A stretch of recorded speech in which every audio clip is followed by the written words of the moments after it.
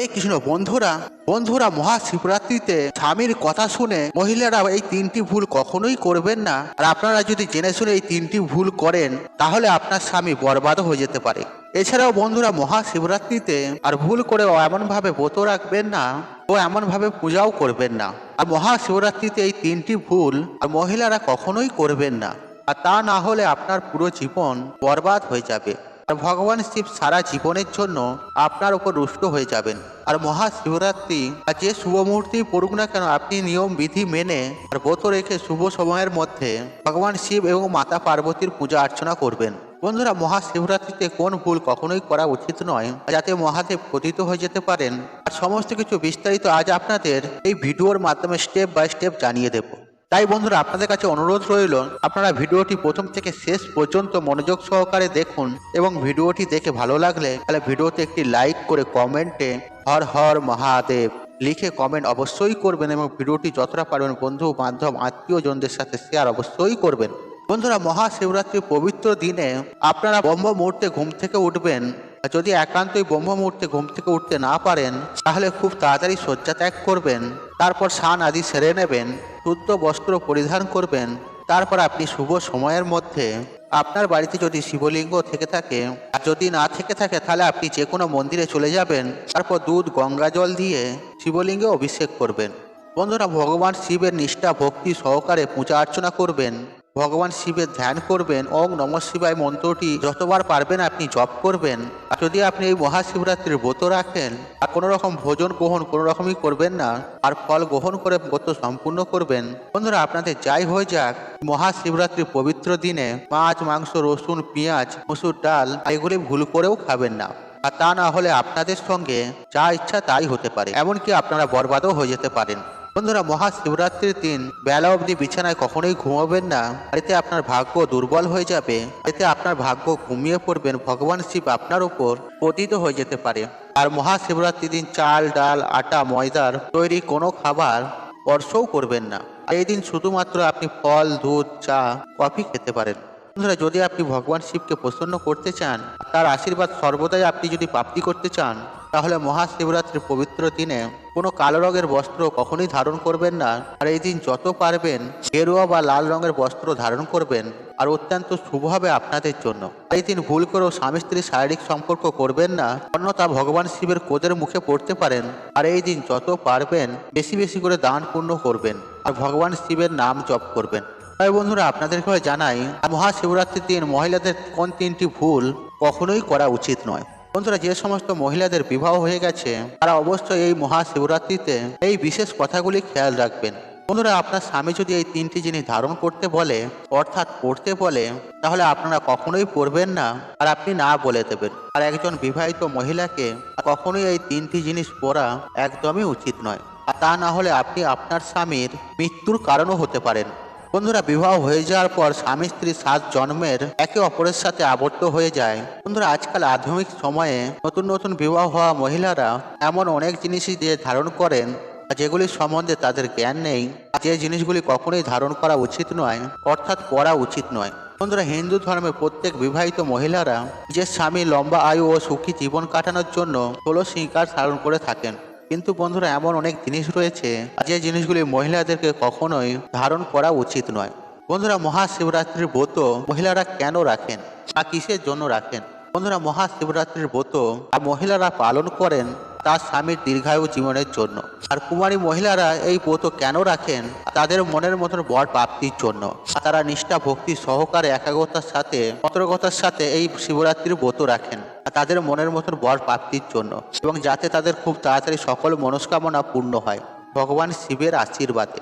বন্ধুরা পৌরাণিক কাহিনী অনুসারে মাতা পার্বতী এই ব্রত তপস্যা করেছিলেন আর ভগবান শিবকে পাওয়ার জন্য। আর সেই থেকে এই মহাশিবরাত্রির ব্রত শুরু হয়েছে। আর শাস্ত্র অনুসারে কোনো বিবাহিত মহিলাকে কখনোই একদম সাদা রঙের বস্ত্র ধারণ করা উচিত নয়। আর বন্ধুরা আজকাল ফ্যাশনের যুগে এবং কি মহিলাদের সুন্দর দেখানোর জন্য এমন অনেক কার্য করে থাকেন যে কাজ কখনোই করা উচিত নয়। যে কাজ করলে মহাপাপের ভাগীদারি হবেন। আর শাস্ত্র অনুসারে সাদা রঙের বস্ত্র কখনোই ধারণ করা উচিত নয়, কারণ বন্ধুরা সাদা রঙের বস্ত্র ধারণ করলে আর পতিব্রত ধর্ম নষ্ট হয়ে যায়। আর দু স্বামী স্ত্রীর সম্পর্কের মধ্যে অশুভ শক্তি প্রবেশ করে। কারণ বন্ধুরা সাদা রঙের বস্ত্র বিধবাদের হয়। তাই বন্ধুরা এই বস্ত্র আপনি কখনো ভুল করে ধারণ করবেন না। আর এই বস্ত্র ধারণ করলে আপনার স্বামীর মৃত্যুর কারণ হবেন আপনি। আর আপনি যদি সাদা রঙের বস্ত্র ধারণ করেন তাহলে আপনি এখন থেকেই সাবধান হয়ে যান, এমনকি আপনার সাথে যা ইচ্ছা তাই ঘটতে পারে। আর সাদা রঙের বস্ত্র বিধবারাই ধারণ করে। তাই বন্ধুরা সাদা রঙের বস্ত্র বিধবাদের প্রতীক। আর বিবাহিত মহিলাদের কখনোই একদম সাদা রঙের বস্ত্র ধারণ করা উচিত নয়। এই সাদা রঙের বস্ত্র থেকে দূরে থাকবেন। নাম্বার 2, বন্ধুরা এই আধুনিক সময়ে আর মহিলারা সুন্দর দেখানোর জন্য আর কি করেন, পায়ে সোনার পায়েল পরেন। আর বন্ধুরা আপনাদের যাই হয়ে যাক, আর বিবাহিত মহিলারা কখনোই আর এই সোনার পায়েল কখনোই পায়ে পরবেন না। আর এতে অশুভ মানা হয়। আর পায়ে সোনার পায়েল পরলে আর কুবের মহারাজকে অপমান করা হয়। এর ফলে আপনার স্বামী স্ত্রীর সম্পর্কের মধ্যে ফাটল আসতে পারে। তাই বন্ধুরা ভুল করেও আপনারা সোনার পায়েল বা নূপুর কখনোই পরবেন না। বন্ধুরা সমস্ত মানুষ জানে যে হিন্দু বিবাহিত মহিলাদের আর সিঁদুর ছাড়া বিবাহিত অসম্পূর্ণ থেকে যায়। আর এই সিঁদুর আপনার স্বামীর খুশির সঙ্গে জড়িয়ে থাকে, আর দীর্ঘায়ু জীবনযাপনের সঙ্গে জড়িয়ে থাকে, এমনকি আয় উন্নতির সাথেও জড়িয়ে থাকে। তাই বন্ধুরা এই সমস্ত মহিলারা যারা বিবাহ হয়ে গেছে তারা অবশ্যই কিন্তু সিঁথিতে সিঁদুর ধারণ করবেন। আর আপনারা যদি ভুলবশত সিঁদুরের জায়গায় কোনো কসমিক লিকুইড ব্যবহার করেন তাহলে কিন্তু আপনারা অজান্তে বহুত পাপ করে ফেলবেন। এতে বাবা মহাদেব অত্যন্ত রুষ্ট হবেন আপনার ওপরে। এতে আপনার স্বামীর আয় উন্নতি ধীরে ধীরে কমতে থাকবে। বন্ধুরা এই সিঁদুর পবিত্র সম্পর্কের সাথে কিন্তু জড়িয়ে থাকে, আদৌ স্বামী স্ত্রীর বন্ধনের একটি প্রতীক। মহাশিবরাত্রির দিন সিঁদুরে সামান্য জিনিসটি আপনারা অবশ্যই মিশিয়ে রাখুন। এতে বন্ধুরা আপনাদের স্বামী, সন্তান এবং পুত্র এবং আপনি ও সারা বছর সুখ শান্তিতে এবং সৌভাগ্যে কাটাবেন। বন্ধুরা হিন্দু ধর্মে সিঁদুরের গুরুত্ব অপরিসীম। বন্ধুরা প্রাচীন কাল থেকেই হিন্দু মহিলারা বিবাহের পর সিঁথিতে সিঁদুর পরেন। মানা হয় সিঁদুরের কিছু নিয়ম পালন করলে স্বামীর যেমন আয় বৃদ্ধি হয় তেমনই আয় উন্নতিও কিন্তু বাড়ে। আবার সিঁদুরের কিছু ভুলেও বন্ধুরা স্বামীর আয় উন্নতির পথেও কিন্তু বাধা এসে দাঁড়ায়, মানে স্বামীর জীবনে এসে পড়ে চরম দুর্ভাগ্য। তাই বন্ধুরা এবার আমি আপনাদের বলবো সিঁদুরে কোন জিনিসটি রাখলে স্বামীর আয় উন্নতি বৃদ্ধি পায় এবং পরিবারে মা লক্ষ্মীর কৃপা হয়। এবং সাথে বন্ধুরা আমরা জানবো যে কোন সময় নারীদের ভুলেও সিঁদুর পরতে নেই, যে স্বামী এবং পরিবারের দুর্ভাগ্য নেমে আসে। এবং কোন আঙুল দিয়ে সিঁদুর পরা উচিত এবং সিঁদুর পরার মন্ত্র কি। বন্ধুরা 1 নম্বর বিষয়টি হলো বন্ধুরা নিজের সিঁদুর কখনই আপনারা মাথায় দেবেন না। এতে বন্ধুরা নিজের সিঁদুরের মতো আপনাদের স্বামীর আয় উন্নতিও কিন্তু ধীরে ধীরে দেবে যাবে। বন্ধুরা 2 নম্বর বিষয়টি হলো সিঁদুর পরার মন্ত্র। বন্ধুরা বিভিন্ন জায়গায় সিঁদুর দেওয়ার বিভিন্ন মন্ত্র রয়েছে, যেমন কণ্ঠে ওম গোবিন্দায় নমঃ, কপালে ওম কেশবায় নমঃ এবং সিঁথিতে ওম কৃষ্ণায় নমঃ। বন্ধুরা পরের বিষয়টি হলো বন্ধুরা বর্তমানে অনেক নারী সিঁথিতে সিঁদুর দেয় না এবং অনেকে তো ডান দিকে বা বাঁ দিকে দেয়। কেউ কেউ তো আবার সিঁদুরের জায়গায় অন্য লিকুইড ব্যবহার করে। কিন্তু বন্ধুরা এমনটি করা কিন্তু মোটেও উচিত নয়। কারণ বন্ধুরা সিঁদুর হচ্ছে মা লক্ষ্মীর প্রতীক।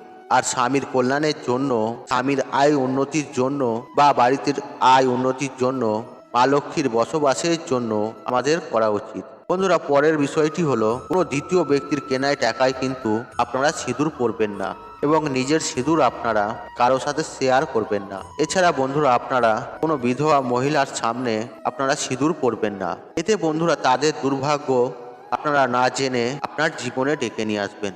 বন্ধুরা পরের বিষয়টি হলো হাত থেকে সিঁদুর পড়ে গেলে আপনারা কি করবেন। বন্ধুরা শাস্ত্র বলছে যে হাত থেকে সিঁদুর পড়ে যাওয়া মোটেও কিন্তু কোনো শুভ সংকেত নয়। তাই বন্ধুরা এই সময় আপনারা সাবধানে থাকবেন এবং সেই সিঁদুরের ওপর আপনারা কিছুটা তেল ফেলে দেবেন এবং কাপড় দিয়ে সেই তেল আপনারা এই সিঁদুর সমেত ভালো করে মুছে নিয়ে একটি গাছের গোড়ায় নিয়ে গিয়ে তারপর সেই কাপড়টি ফেলে দেবেন এবং মা লক্ষ্মীর কাছে আপনারা সেই কার্যের জন্য ক্ষমা চেয়ে নেবেন। বন্ধুরা এর পরের বিষয়টি হলো স্বামীর উন্নতির জন্য, বাড়িতে সুখ শান্তি বৃদ্ধির জন্য আপনারা মাতা পার্বতীকে বা মাতা দুর্গাকে বা মা কালীকে কিছুটা সিঁদুর অর্পণ করে সেই সিঁদুর থেকে আপনারা কিছুটা সিঁদুর নিয়ে নিজেদের সিঁদুরে মিশিয়ে সেই সিঁদুর আপনারা স্বামীর কল্যাণের কথা ভেবে আপনারা প্রত্যেক দিন স্বামীর উন্নতির কথা চিন্তা করে ব্যবহার করবেন। এছাড়াও যদি আমাদের বাড়িতে কেউ মারা যায় বা ওষুধ চলাকালীন সেই সময় বাড়ির মহিলাদের সিঁদুর ব্যবহার করতে নেই। এবং তর্জনী আঙুল দিয়ে সিঁদুর পরলে বাড়িতে শান্তি বাড়ে এবং মধ্য আঙুল দিয়ে সিঁদুর পরলে স্বামীর আয়ু বৃদ্ধি হয়। বন্ধুরা, আশা করছি এই ভিডিওটি আপনাদের ভালো লেগেছে। তাহলে ভিডিওতে একটি লাইক করুন, একটি কমেন্ট করুন, একটি শেয়ার করুন এবং বন্ধু বান্ধব আত্মীয়জনদের সাথে শেয়ার অবশ্যই করুন। মনে রাখবেন, একটি ভালো জিনিস শেয়ার করা একটি ভালো কাজ। আর আপনি যদি আমার চ্যানেলে নতুন হয়ে থাকেন তাহলে চ্যানেলটি অবশ্যই সাবস্ক্রাইব করুন এবং পাশে থাকা নোটিফিকেশন অন রাখুন, কারণ এই রূপ নিত্য নতুন ভিডিও সবার আগে দেখার জন্য। ঈশ্বর আপনার মঙ্গল করুক, আপনি সুস্থ থাকুন, নিরোগ থাকুন, আপনার দিন মঙ্গলময় হোক। হরে কৃষ্ণ কৃষ্ণ কৃষ্ণ হরে হরে।